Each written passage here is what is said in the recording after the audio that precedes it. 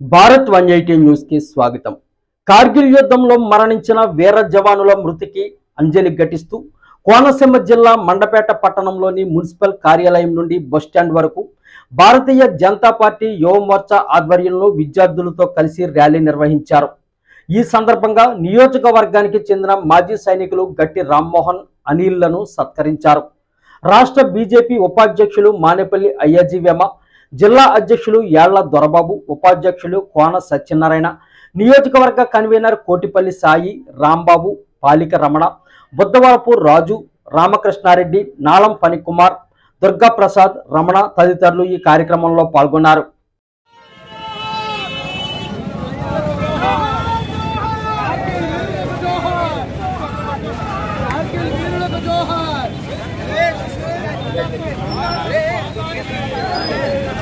ఈరోజు కార్గిల్ దినోత్సవం సందర్భంగా రాష్ట్ర వ్యాప్తంగా బీజేవైఎం ఆధ్వర్యంలో యువమోర్చా ఆధ్వర్యంలో ఈ కార్యక్రమం జరుగుతుంది.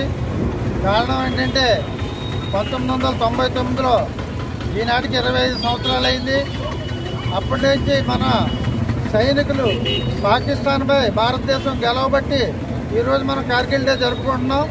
దానికి మా జిల్లా అధ్యక్షులు కూడా రావడం జరుగుతుంది. అయితే ఈరోజు ఈ 140 కోట్ల మంది దేశవ్యాప్తంగా ప్రజలు సురక్షితంగా ఉన్నారంటే ఈ భారతదేశం యొక్క సైనికులు మనల్ని కాపాడుతున్నారు. సరిహద్దులు ఏ విధమైన ఇబ్బందులు లేకుండా ఉంది. గతంలో సైనికులకి కాంగ్రెస్ ప్రభుత్వంలో రక్షణ లేదు. అలాంటిది ఈరోజు మోడీ గారు వచ్చిన తర్వాత బలమైన ప్రూఫ్లు కానీ లేకపోతే మంచి ఆయుధాలు కూడా ఇచ్చి వాళ్లతో దీపావళికి సంబరాలు చేసుకున్న ఘనత భారతీయ జనతా పార్టీకి ఉంది. కనుక ఈరోజు మనం ఖచ్చితంగా ఈ నివాళులు అర్పించుకోవడం జరుగుతుంది. పాకిస్తాన్ మరియు చైనా బార్డర్లలో మనకి మొదటగా చైనాతో యుద్ధం జరిగింది. తర్వాత మనకి ఈ పాకిస్తాన్ ఉగ్రవాదులు ఎవరైతే ఉన్నారో వారు కార్గిల్ వరకు చొరబడి లోపలికి ఎంటర్ అయ్యి మనకి ఒక గొర్రెలు కాబరి వచ్చి ఇక్కడ పాకిస్తాన్లో ఎంటర్ అయ్యారంటే మన సైనికులు ఒక 5 మంది వెళ్తే వాళ్ళని నిర్దాక్షిణ్యంగా హింసలు చేసి చంపేశారు.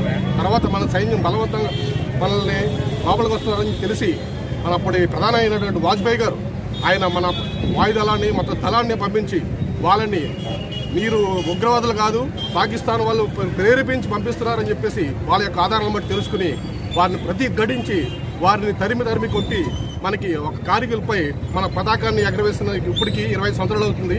ఈరోజు కేంద్ర ప్రభుత్వం ఆదేశాల వరకు కార్గిల్ జీవాస యోజన కార్గిల్ కోసం మన సైనికులందరూ పోరాడి ఈరోజు మన అందరూ కూడా సుఖ సంతోషాలతో జీవిస్తున్నాం.